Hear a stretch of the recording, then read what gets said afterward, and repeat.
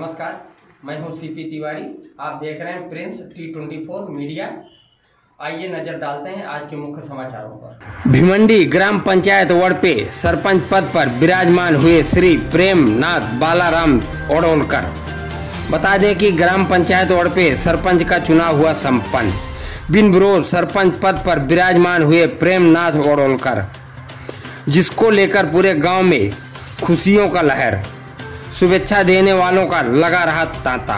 नवनिर्वाचित सरपंच को शुभकामनाएं देने के लिए माजी सरपंच अनंता पाटिल, माजी सरपंच शशिकला सुनील पाटिल, उप सरपंच रूपेश सेलार, ग्राम सेवक भालचंद्र पवार, सदस्य प्रतीक्षा प्रदीप गायकवाड़, प्रमोद साप्ते, संजना संतोष रावते, तृप्ति नितिन पाटिल, संजय गायकवाड़ और आए हुए मेहमान माजी उप महापौर व नगर सेवक मनोज जी काटेकर व माजी नगर सेविका वंदना मनोज काटेकर, समाज सेवक सोनिया काशीनाथ पाटिल, जयवंत पाटिल, मनोहर तरे आदि मान्यवर उपस्थित थे। नवनिर्वाचित सरपंच का साल पुष्पगुच्छ देकर स्वागत किए। वहीं गांव के लोगों को सरपंच प्रेमनाथ ओडोलकर से गांव के विकास को लेकर काफी उम्मीदें हैं। आइए देखते हैं वड़पे ग्राम पंचायत का एक दृश्य।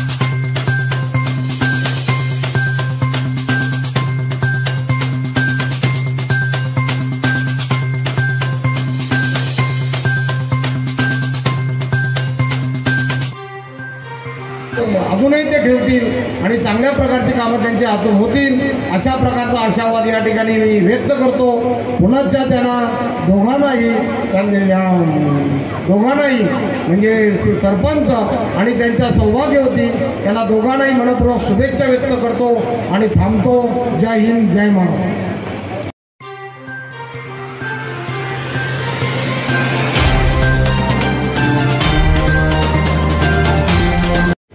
आदरणीय श्री प्रेमनाथजी ओडोलकर साहेब, पूर्व सरपंच आणि नवनिर्वाचित बिनविरोध श्री प्रेमनाथजी दादा, ग्रामपंचायत वडपे दादांना शुभेच्छा देत असताना, गाव म्हणजे आपलं कुटुंबच आहे आणि आपल्या कुटुंबाचं आपण जसं रक्षण करतो किंवा काळजी घेतो अशी गावाची काळजी घेण्यासाठी सरपंच हे पद आहे आणि या पदाची मोठी गरिमा आहे, महिमा।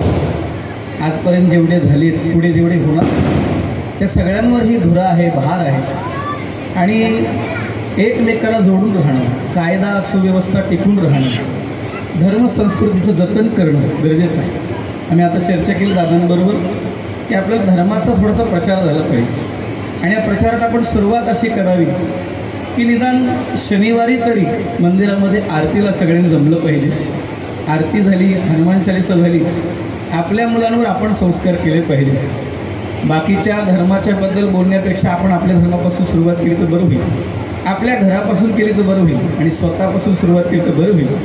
आणि आदरणीय प्रेमनाथ दादा, इतर सर्व ग्रामस्थ मंडळी, सदस्य मंडळी, हे सगळ्यांना ही विनंती असेल, भगवंताचे आशीर्वाद आणि विशेष शुभेच्छा माझ्या वतीने, संप्रदायाच्या वतीने आणि संपूर्ण ग्रामस्थांच्या वतीने पुन्हा एकदा अभिनंदन।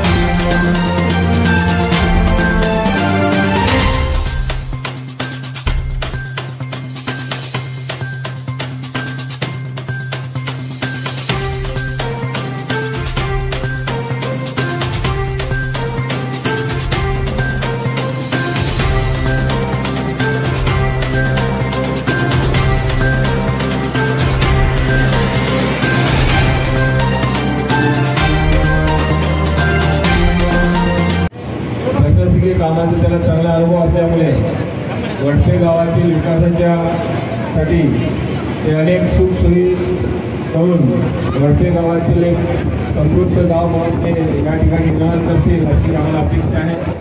आज त्यांची पुन्हा वडपे गावामध्ये सरपंच निवड झाल्यानंतर त्यांना आम्ही मित्र परिवार आणि नातेवाईकांच्या वतीने शुभेच्छा देतो. जय हिंद जय महाराष्ट्र.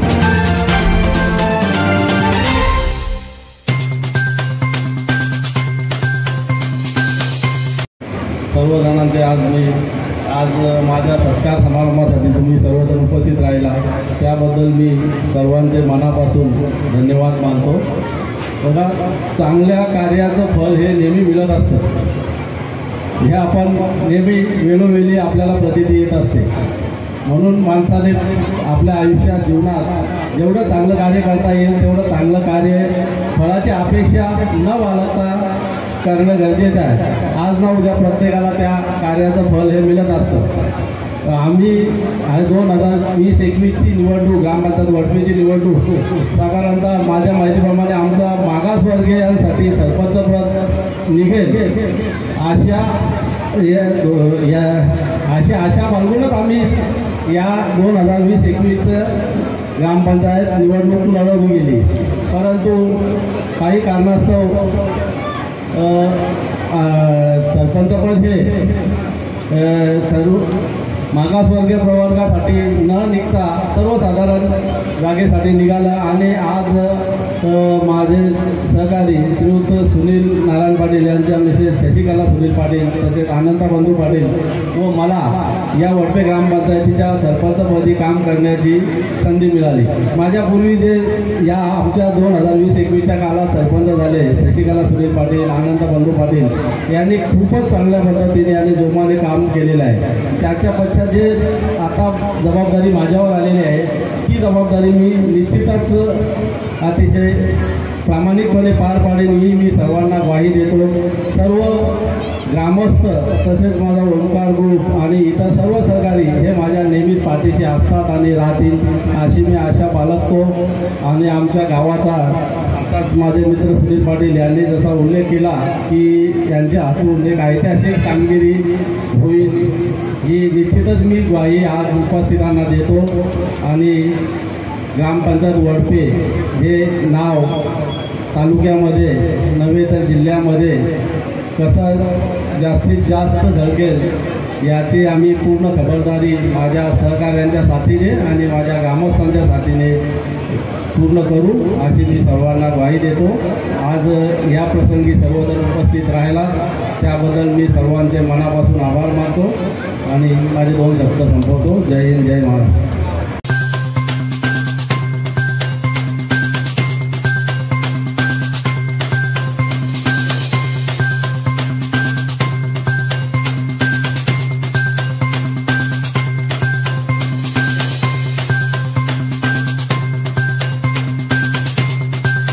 सबसे पहले समाचारों को देखने के लिए हमारे चैनल को सब्सक्राइब करें, लाइक करें और शेयर करें.